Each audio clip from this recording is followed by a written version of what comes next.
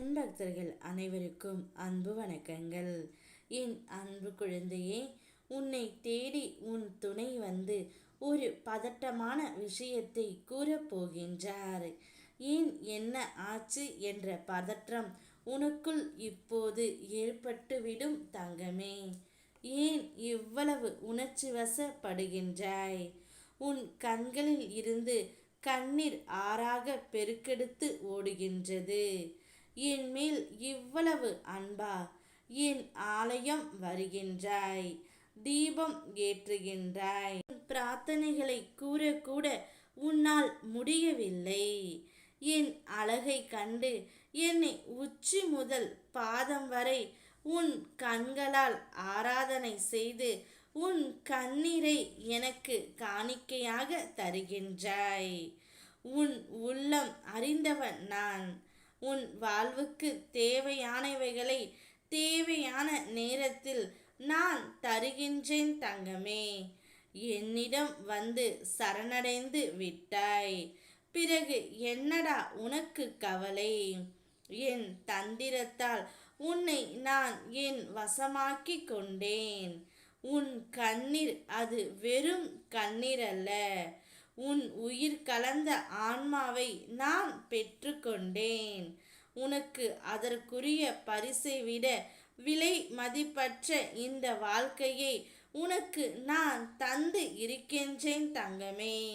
உன்னை சந்தோஷமாக பாதுகாப்போடு நான் வாழ வைப்பேன். இப்பொழுது உன்னை பிரிந்த உன்னுடைய துணை உன்னிடம் ஒரு விஷயத்தை பதட்டமாக கூறப்போகின்றார். அவருக்கு மிகவும் மனது கஷ்டமாக இருக்கின்றது. உன்னை விட்டு பிரிந்து சென்ற பிறகு என்னுடைய வாழ்க்கையே வெறும் நரகம் போல் இருக்கின்றது. எப்போது உன்னிடம் வருவேன் என்று நான் ஒவ்வொரு நாளும் ஏங்கிக் கொண்டு இருந்தேன். அந்த ஏக்கத்தால் எனக்கு நடுக்கம் வந்துவிட்டது தங்கமே. இனி வாழ்ந்தால் உன்னோடு தான் வாழ்வேன் என்று கூறி உன்னிடம் ஓடி வந்து பதட்டமாக சொல்ல போகின்றார் தங்கமே.